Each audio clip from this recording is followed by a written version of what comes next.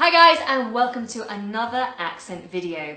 If you've joined me on any of my previous accent videos, you'll know that I normally cover UK regional accents. For example, the Liverpool accent, or the London accent, the Manchester or even West Country accent.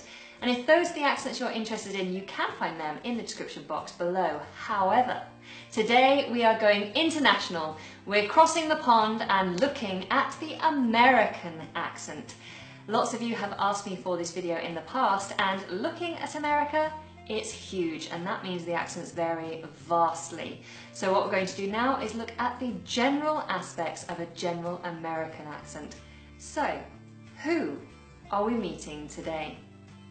This is Gabby. Gabby is from Minnesota. That means she is an American.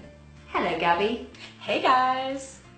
Thank you, Gabby, for joining us. My pleasure, Anna. So you might recognise Gabby if you've been studying English specifically, because Gabby is an English teacher on YouTube channel Go Natural English. Do you want to tell the guys a little bit about what you offer on your channel? Sure, if you want to learn American English pronunciation, vocabulary, and fluency, then you should watch Go Natural English. So you can find the link to Gabby's channel in the description box below, but before you go over there, do stay with us and look at the differences between the American accent and the British English accent. So, as I said, Gabby is from Minnesota, but you have quite a neutral American accent. Correct. I moved around a lot, so I kind of standardized my English, especially teaching English too. Okay, fantastic. So let's first of all have a look at some of the words that are commonly different between American and British English. So the first word that's different is the word rubbish. I would say rubbish, but Gabby would say Trash. put out the rubbish. Or take out the trash. Next is the word mobile, my mobile phone, but Gabby would refer to it as Cell phone. so I need to buy a new mobile phone. Or give me your cell phone number. Cool. Full stop. The little punctuation mark, which is a dot, we call a full stop, but you call period. So I'm not doing this, full stop. I'm not doing this. Period. And last but not least, candy floss. Cotton candy. I had to think for a minute. So what you would buy at the fun fair or the carnival, a lovely big fluffy cloud of candy floss. In America, it would be referred to as Cotton candy. cotton candy. Okay, there are so many words that are different between American and British English that we could be here all day. And in fact, we've had so much fun in the last few hours discussing. Yeah, just going back differences. and forth, discovering them. And some of them are hilarious. And if you want to know more, then you can check out the video which we've just made for Gabby's channel. And the link for that will be in the description box below and on the end of this video. So just stay to the end and then jump over and check out those very funny differences.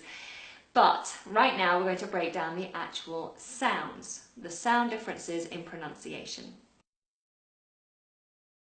Firstly and most famously, one of the biggest differences between American English and British English is the R sound. In British English, as I'm always telling you on my videos, we have to flatten the R, and in most cases we ignore it altogether if it's not at the beginning. Far, Far. far. Far. I live far away. I live far away. You do live far away. Mm-hmm. Or, Or. or, this or that. This or that. There, There. there, There.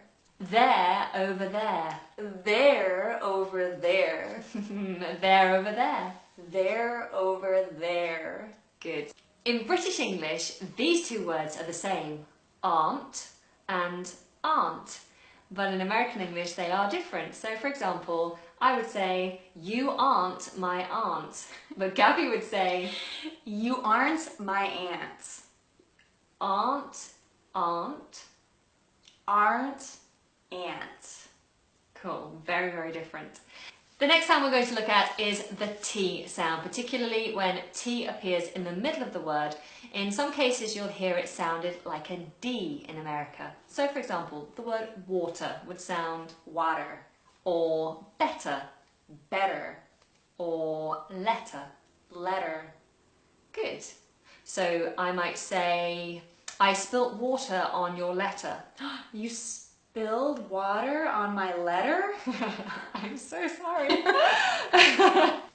Sometimes the T sound is omitted altogether. So for example, in the word interested, Interested. mountain, Mountain. and international. International. So I'm interested in international mountain climbing. I'm interested in international mountain climbing. I'm interested in international mountain climbing. I'm interested in international mountain climbing. And sometimes if there is a double T, the T might actually be glottalized in American. For example, in the word written, Written. button.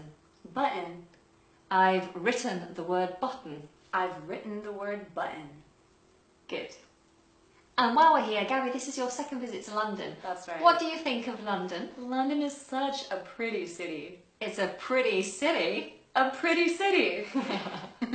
So in British English, we would have said London is a pretty city, but with the American T's taken down, Pretty city. beautiful. Well, I'm glad you like it. Thank you. Something else you'll notice in the American accent is when the words end with I-L-E. In British English, we say I'll, but in American English, these tend to be ul. Yeah? Correct. So like in the word agile, Agile. or fragile, Fragile. or fertile, Fertile. mobile. Mobile. Moving on to vowels, the short vowel O has a slightly different placement in American English and sometimes is completely different depending on the word. So for example, if I say lot, Gabby would say Lot. so it's more forward placed like an A. Lot. Lot. I could say the word on. On. On. On. So it's also more, it's got more length, hasn't it? How about the word got? Got. Got. Got. So let's try those words in the sentence. I've got a lot of work going on. I've got a lot of work going on. I've got a lot of work going on. I've got a lot of work going on. And finally, the word what, which for us has the same vowel O, what, but in America changes completely to What? what? What? So that sounds almost like a U, doesn't it? What? Like a schwa. Say what? Say what? Mm-hmm. Okay, but for us it's O, what. What? What are you doing? What are you doing? Great. Let's move on to the long vowels now. Now, the long vowel R, which in standard British English is long and open, but in Northern English, where I originate from, it's the short A most of the time. In America, it's the same as Northern English, so that's a good way to remember it. So, for example, in the word bath, Northerners would say bath and Americans would say Bath. so if you're Northern English, this is going to be an easy change for you. It's time for your bath. It's time for your bath. It's all in the past. It's all in the past. Great. And one word which is constantly brought up in my English lessons is the word can't. In America you say Can't. can't. Can't. So you have to be very careful with this word. If you mispronounce it, it can sound like a very naughty word. Ooh. Okay, so it's still long in American, it's just forward placed can't. Can't. But in standard British English, open and long, can't. Okay, I can't stand it. I can't stand it. Great. Okay, the next long vowel we're going to look at is the vowel, common in words such as work. Work. Work. Work. I'm going to work. I'm going to work. Bird. Bird. Bird. Bird. I can hear a bird. I can hear a bird. Girl. Girl. Girl. Girl. Hey girl. Hey girl. World. World. World. World. Where in the world are you from? Where in the world you from? England. The United States. Of course. And the final vowel sound that we're going to look at is the OR vowel. In British English, this is a huge space inside the mouth, the lips are rounded, and the vowel doesn't move. OR, OR. But in America, it's slightly different. So for example, if I say the word court, you would say Court. I'm going to teach you how to speak American. I couldn't even understand. In British English, I would say court, but Gabby would say Caught. I would say bought. Bought. Have you caught him yet? Have you caught him yet? Did you bought Bought it it yet? yet? Have you bought it? Have you bought it? And law. Law. Don't break the law. Don't break the law. He was caught breaking the law. He was caught breaking the law. Okay, that covers some of the most common differences between a general American accent and a standard British English accent. Of course, there are many variations, which I will cover in future episodes.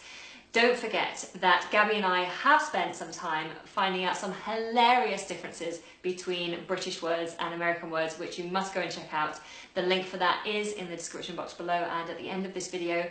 But before I let you go, Gabby, I'm going to ask you to read the passage, Comma Get Secure. So any of you out there who want to have a good old listen to the American accent in full swing, then this is for you. Otherwise, thank you very much for joining us today. My pleasure. And don't forget to check out Gabby's channel. Okay, I'll leave it to it. Great, thank you. Well, here's a story for you. Sarah Perry was a veterinary nurse who had been working daily at an old zoo in a deserted district of the territory. So she was very happy to start a new job at a superb private practice in North Square near the Duke Street Tower. That area was much nearer for her and more to her liking. Even so, on her first morning, she felt stressed. She ate a bowl of porridge, checked herself in the mirror, and washed her face in a hurry. Then she put on a plain yellow dress and a fleece jacket, picked up her kit, and headed for work. When she got there, there was a woman with a goose waiting for her. The woman gave Sarah an official letter from the vet. The letter implied that the animal could be suffering from a rare form of foot and mouth disease, which was surprising because normally you would only expect to see it in a dog or a goat. Sarah was sentimental, so this made her feel sorry for the beautiful bird. Before long, that itchy goose began to strut around the office like a lunatic, which made an unsanitary mess. The goose's owner, Mary Harrison, kept calling, "Comma, comma," which Sarah thought was an odd choice for a name. Comma was strong and huge, so it would take some force to trap her. But Sarah had a different idea. First, she tried gently stroking the goose's lower back with her palm, then singing a tune to her. Finally, she administered ether. Her efforts were not futile. In no time, the goose began to tire, so Sarah was able to hold on to Comma and give her a relaxing bath. Once Sarah had managed to bathe the goose, she wiped her off with a cloth and laid her on her right side. Then Sarah confirmed the vet's diagnosis. Almost immediately, she remembered an effective treatment that required her to measure out a lot of medicine. Sarah warned that this course of treatment might be expensive, either 5 or 6 times the cost of penicillin. I can't imagine paying so much, but Mrs. Harrison,